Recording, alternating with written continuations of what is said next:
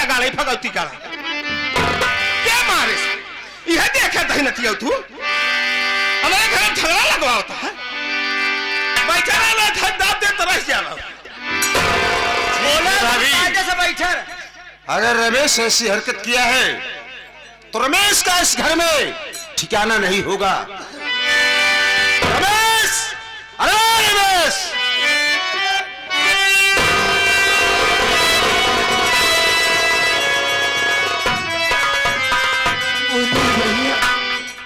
आज मैं क्या सुन रहा हूं रमेश, मुझे साफ साफ बताओ वरना इस घर में तेरा ठिकाना नहीं होगा। भैया भाभी ने आपको यही बताया ना कि मैं भी भाभी को ऊपर छोड़ाऊं। आप भी जानना चाहते हैं कि आखिर हमने भाभी के ऊपर हाथ क्यों छोड़ा। मेरी बात सुनिए भैया।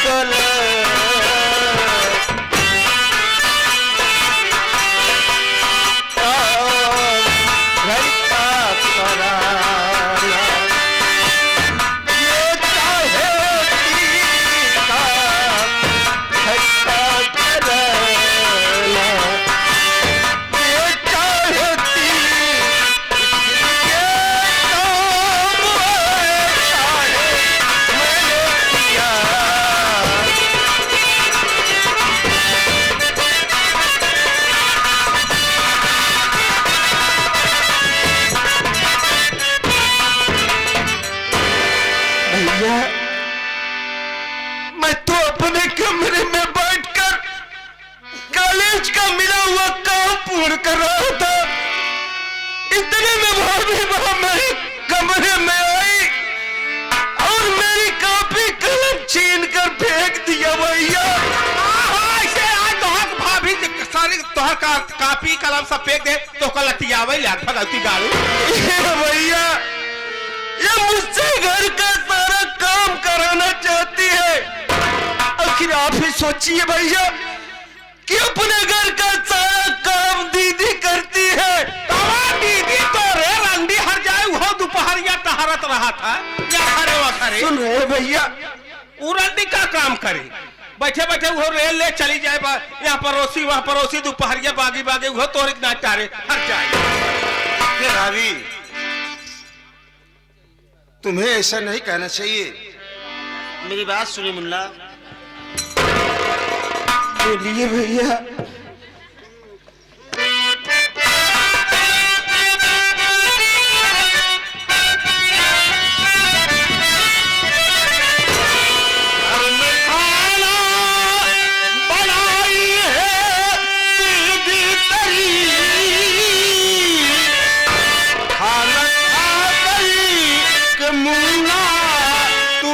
स्कूल जाओ ये न भाभी तू ना केवल सुनो ये न भाभी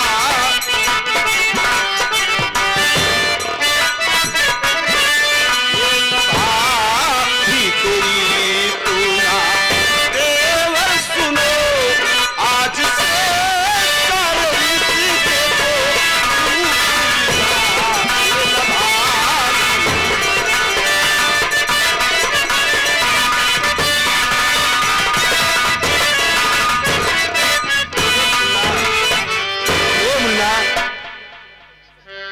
घर में तेरी दीदी खाना बनाई है। जाओ मुन्ना तुम खाना खा करके अपने स्कूल जाओ, पढ़ाई करो मुन्ना, छोड़ो सारी बात। अच्छा तुहार दीदी बनाया है अढ़ैया पर रेल के आई, यहाँ तू जा रेल के आवा। एक रखी महारानी आई यहाँ वो खटिया में बैठी रहती, बेड पे कौनो काम नहीं करत, वैसे यही कहावत पर यह तो फुलायन पे सुन रहे हैं भैया, भाभी की बातों को सुन रहे हैं। ए भैया, आपके कहने से तो मैं यहाँ से जा रहा हूँ, और भाभी माँ को अच्छी तरह से समझा देना कि आज के बाद ये मेरे मामले में कभी बीच में मत आए। नहीं तो अगर मुझको किसी दिन गुस्सा आएगा कि शराबजादी को मैं जिंदा जला दूंगा भैया। देखी तो का आज हमारा तो है जगाड़ू हो। देखिए भाभी, मरबे कितना जने भाऊजी का हमारे मारत मारत चला गए, तू का मार पे गया।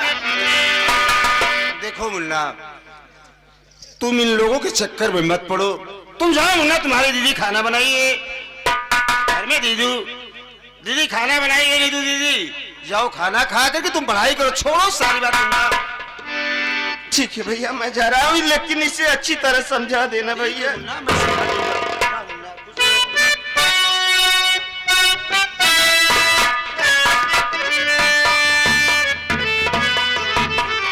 वाह राहुल वाह, बड़ी अच्छी शिक्षा दे है। जा घरे में दीदी तोहार बने वह खाई ले है और जा तू स्कूल न अनया से ही तोहार भाभी न तू ओकर देवर। ए राहुल, हम देवरे बने ना भूखा नहीं ही, हम ढेलाहा गांव में आइए तो यहाँ देवरे का कमी ना आइए, और का जेका चाह वही के देवर बनाई लिए। भाभी का मतलब जानती हो? हैं? बिना जाने कहा तई कहा भाभी का मतलब जानती हो? भाभी का ये मतलब नहीं कि वो देवर नहीं, तुम्हारा बेटा है।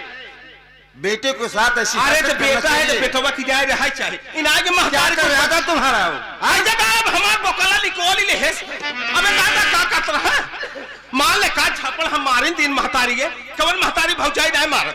अच्छा, ऐसा कौन सा गुनाह किया जो इस तरह मार रही हो? देखा रहा हम यह कहे हे रमेश दिन भर खेलत रहा थे, अरे कुछ घरे को काम कर ले, हम पढ़ाई पर ना रोकत है। इतना कहते माते आग बबूला हो कहीं चली जाओ इज्जत से न लतियाए जाओ तो का। और वही रमे राहुल उठाए ले सेंटर लाद हमका मारे, हमार सारा बोकला निकोल ले। भाभी, मैं खुद अपनी आंखों से देख रहा हूँ, जब तुम्हारी इस तरह की जबान मेरे सामने चल रही है तो अकेले में उसको क्या अपने भाई के पक्षगिरी करबे करबे का हम खोप जाए भौजाई के दूसरे घरे और का भाऊजी का हमारे जहाँ जहाँ मारे तो का कहा दिखाई जौन कल्याण कल्लात बा। भाभी? तू नेऊर इस बीच में टपकत है ना, दिखाई दे हमारे बात भाऊजी हम मारत रहा, हम देखे ना हमारे हमारे में दिखावत तू भाभी, मेरी बात सुनिए भाभी।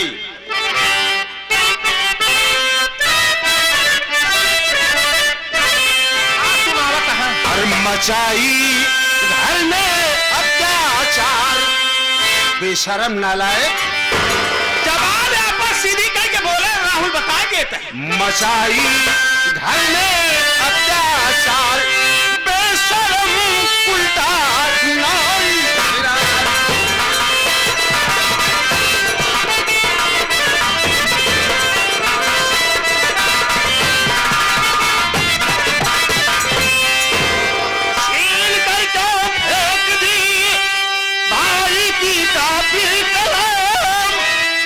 ऊपर से हो रही मुन्ने के ऊपर गरम, जान से दूंगा तुझको मार, जान से दूंगा तुझको मार, बेशरम उल्टा।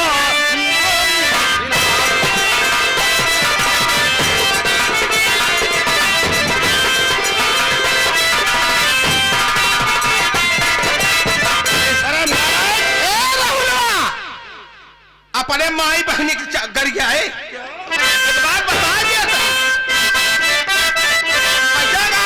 छिनार बनवता तू देवर हो बतावा यहाँ गांव में क्यों से हमार भौजी फंसी हो बतावा बतावा है जगाड़ू बट चला जा ही से तू जब जले में नमक छिड़कता है जगाड़ू क्या कहा? मेरी माँ बहन को गाली दे रही बेशरम नारायण हम का दे दे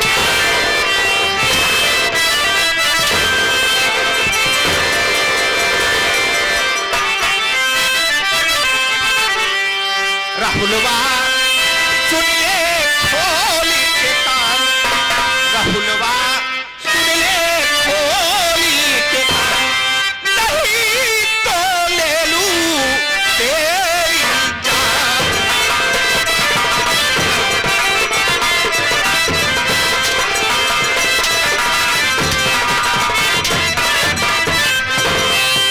देखा ना तिरिया चरित्र अभी नारी का तूने खाक में कर दूं कबीना तेरा सपना सभी मानो जिगर पे तेरे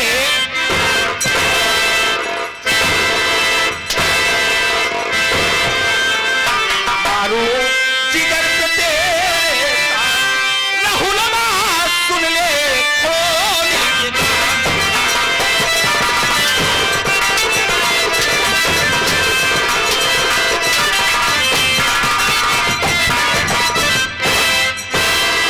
आराम पर उता मार बैठा तू भगवती गाड़ू आह बुताई ले आ मारा है जगाड़ू कमजोर समझता आपका का चढ़ ले अब सीना तो बुल्ला से खून फेंक दे मारा मारा बेशरम नालायक तेरी ये मजाल कि तू मुझे मार रही है। अरे मारो जोड़ी कुदियो आज मैं तेरा गला दबाकर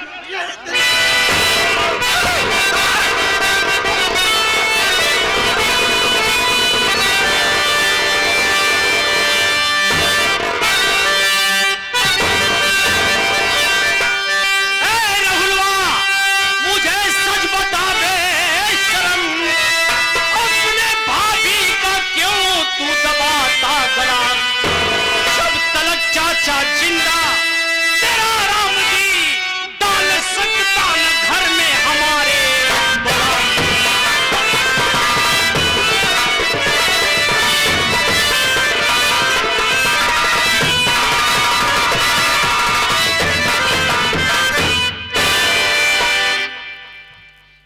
बहुत ताव में आया तो मेहरारू को ऊपर गुस्सा उतारा था हैं जोर अजमावा था कबे चाचा जी हाँ जी जानना चाहते हो अच्छा कि मैं इसका गला क्यों दबा रहा था? हाँ बतावा फिर सुनिए चाचा जी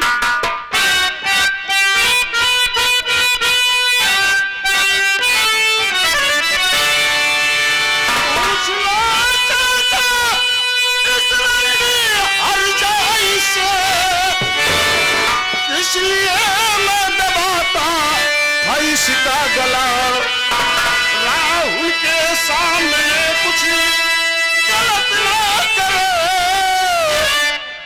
वरना घर में मैं डूबा जिंदा चला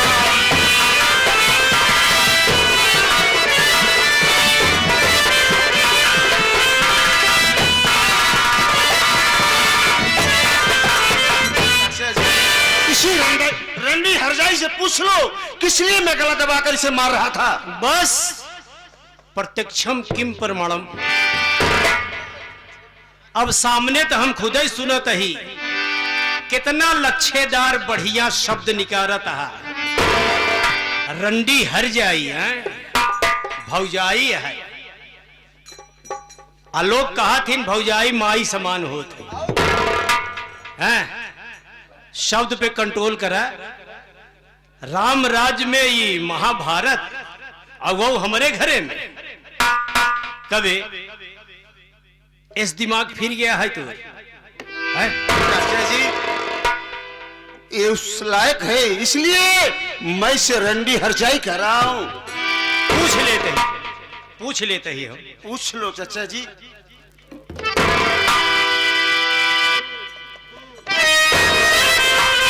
बहू बताओ, बेचारी उठ ही नहीं पावत।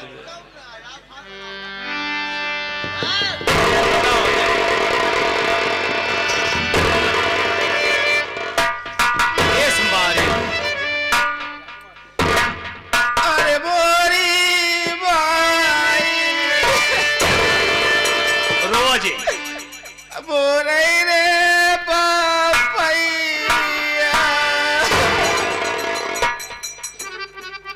रोज रोज जौन हम पूछी सही बतावा। बस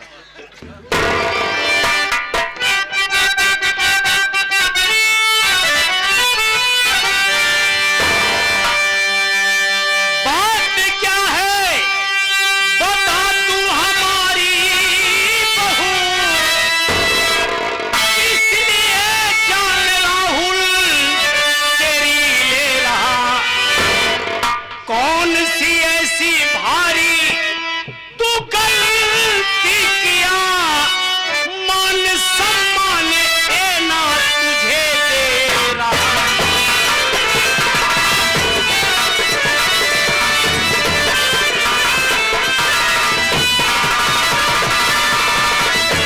आखिर बात क्या, कौन सी ऐसी गलती हुई है? फिर तुम लोग आपस में फैसला करना चालू कर दिए। घर का गार्जियन मैं हूं, चचिया ससुर मेरे कान में शब्द आया नहीं और तुम लोग झगड़े पर उतारू हो गए। आखिर बात क्या है? कैसे कैसे चचिया ससुर जी, हमसे कुछ कहा तो नहीं बनता है रे। बात जो हिया हुआ है उसे सच सच बताओ, बताने में कोई वो नहीं। बताओ, ये तो अपना सफाई दिया कि गलती तेरी। अब तू क्या कहना चाह रही बता। हमारा बात सुन बोल।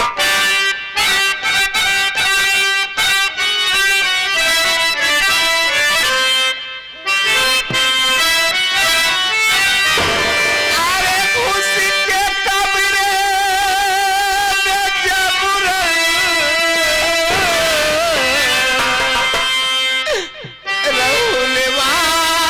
मेरे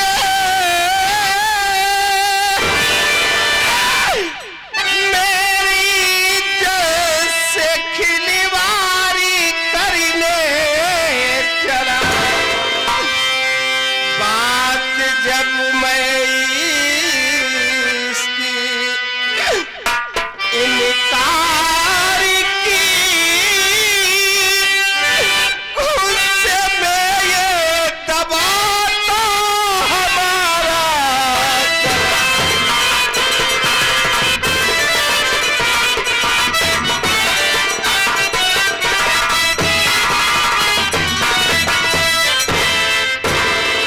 चचिया ससुर जी, हमारे कमरे में घुस के हमारे इज्जत से खिलवाड़ करे चाहे।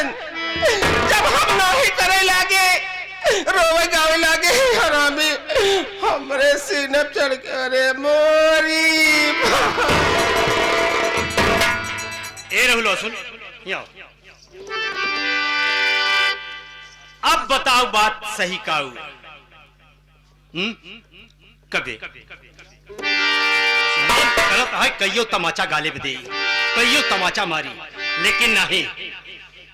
हमरे बाद यहाँ घर के गार्जियन तोर बड़का भैया राजीव कुमार, ठीक बा नाई बाटे। अगर हम कोनो फैसला ले थे तो यही कही कि अरे कितनो तो आपन न हो चचिया ससुर है, यू कहे कि हाँ चचा रहे। अवैध तोरे भाई की पूरी कहानी हम रखब। चाचा जी, चाचा जी जब जानत यहाँ के घरे में लड़कियां हैं, तिनका इज्जत अपन खूंटी पे रख दे चाहे, नहीं तो हमका दे होती हम ले जाए कोल्ड स्टोर में जमा कर दे। यहो बतिया सही कहे बे। और का हाँ? सही है। माने तई अपने पूरे घरे के इज्जत लेके टहरत है कबे। आखिर जब जानत यहाँ के घरे में हैं लड़कियां, ते अपन इज्जत हमका दे होती, नहीं तो खूंटी पे टांग दे। आप ना संभाल पाते तो हम कह देते हम ले जाए कोल्ड स्टोर में जमा कर दे। हमार मोहजिन खोलवा का भा हम बहुत फटहा यही भी का भा हैं? का भा मत बोल।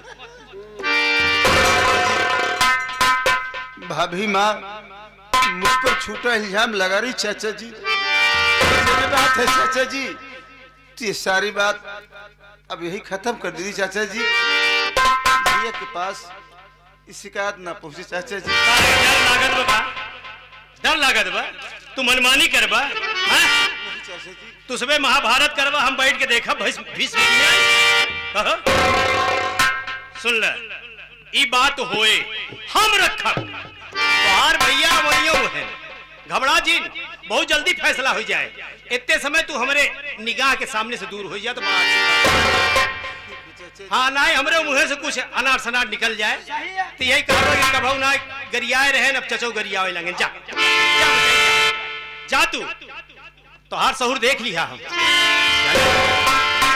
हम तो सोचे बड़का भाई ना पे बड़ा भाई की जगह ही संभाले, लेकिन तो महालोक निकल आई।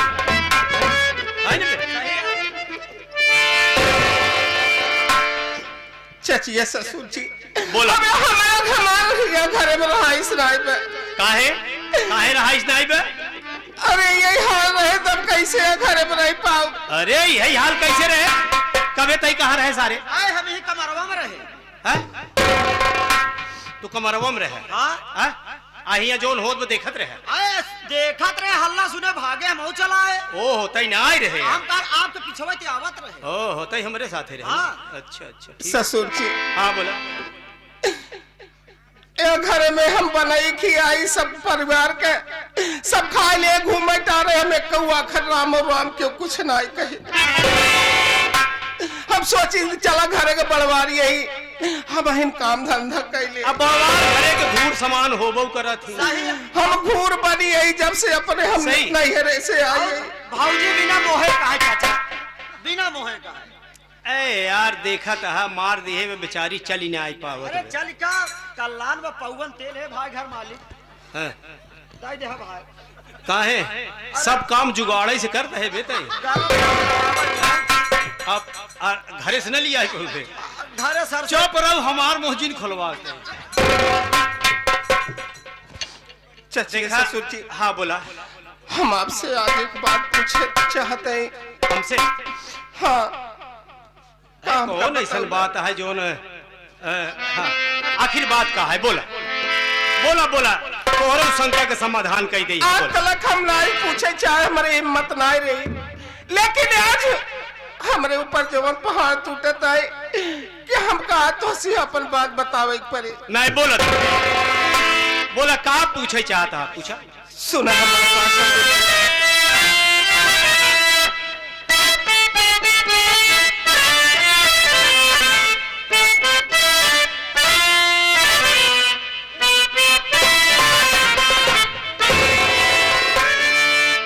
जब से इस घर में आई मैं बन के घर से कायम रहते हमारे सजन। जब से इस घर में आई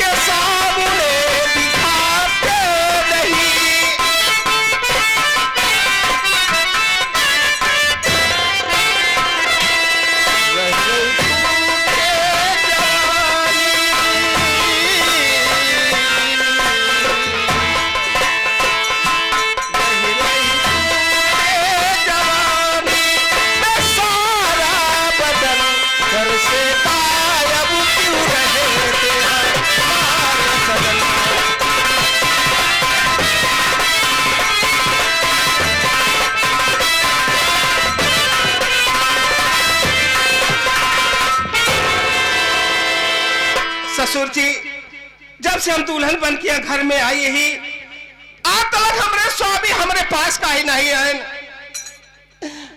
हम आपसे ये पूछे चाहते ही आखिर कहाँ है? आज हमारे स्वामी होते न हमारे साथ, तो हमारे दुख सुख समझते या घर में कम से क्यों हम कहा आंख तो न दिखावत।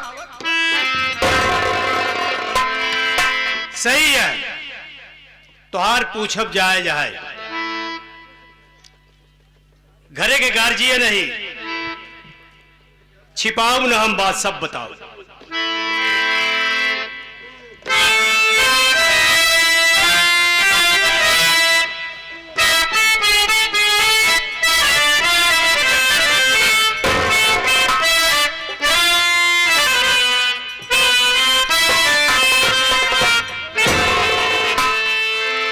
उसको मर्दाना कमजोरी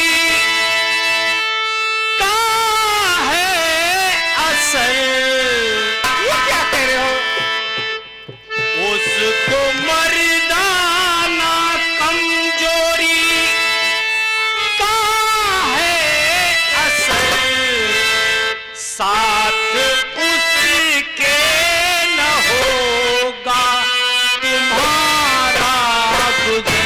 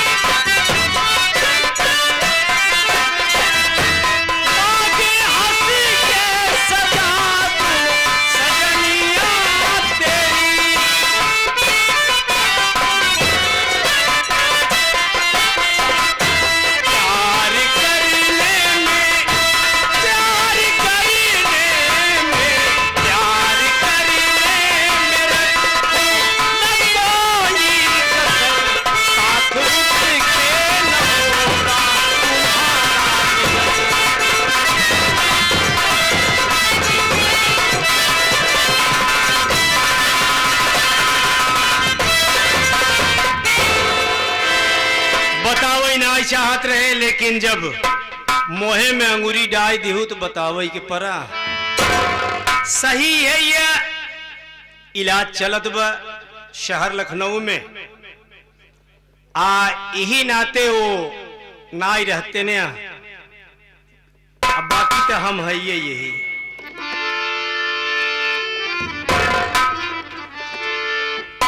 चचिए ससुर जी, बोला आज तक हमका मालूम हो कि हमारे पति नाकाम है, नपुंसक है। आप क्या करे घर में उपाय करी? काहे? अरे क्या करे तो हमका मालूम होता, लेकिन आज जो हम अपमान सह चुकी है, ये अपमान हमारे करेजे में आगे की तरह बढ़ता है। देखा, अगर तोहर बात मानी थे त्या घरे में हम कुछ जरूर कह सकी थे, हम अपने अपमान का बदला जरूर ले सकी थी। ससुर जी, बोला हमार बात सुने। तई का हमार मोहल्ला देखा कहीं चाचा हाँ। कि मर्दाना कमजोरी का मतलब? मर्दाना कमजोरी के माने यानी battery low, mobile switch off. Mobile ही स्विच ऑफ है। पहुंच गए न, जब तक चार्जर में लगाए रहा तो भले खूटी बतावे ना है, ओकरे बाद निकाले खूटिए उतरिए। हमार बात सुनो। बोला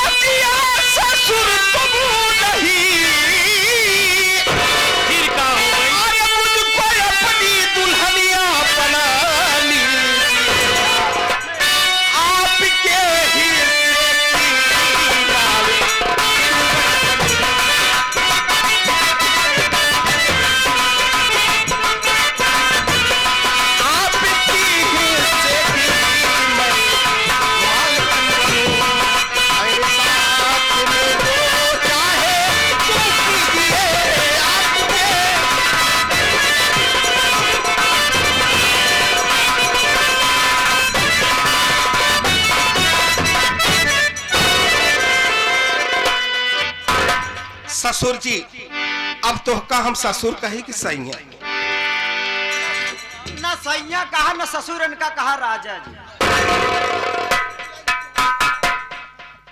यही बिचारे अरे बन के दुल्हन अगर साथ दे तू मेरा, हर का इतिहास अपने बनाऊंगा मैं, हर की सारी जमीन नाम करके तेरे,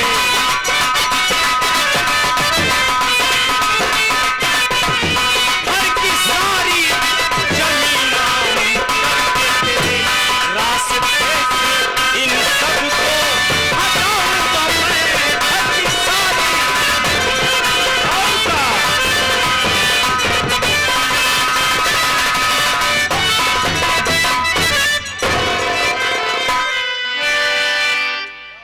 तो हर बात मान अब ली। तक तो बंद गोभी की न्याय रही, जेका पात गोभी कहा थी।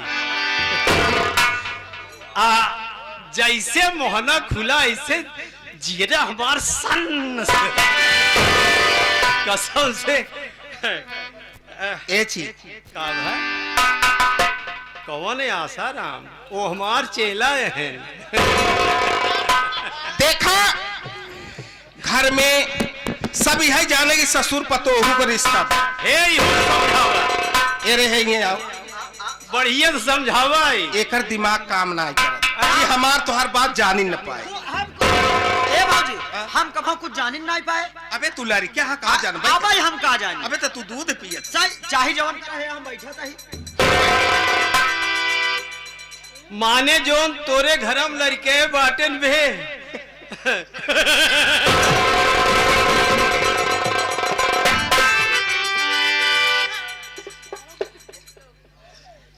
देखा हमार का एक मतलब हम तो हर साथ या बरे थे किया घरे में रमेशवा और रहुलवा हमरे साथे बहुत अन्याय किए। हम खटकत है आगे की तरह बरत पर जब तक के घर से बेघर न कह दे तब तक हमरे छाती में दाग न भरे। अरे सुना, पूरा सहयोग हमार रहे, तू टेंशन मत ले।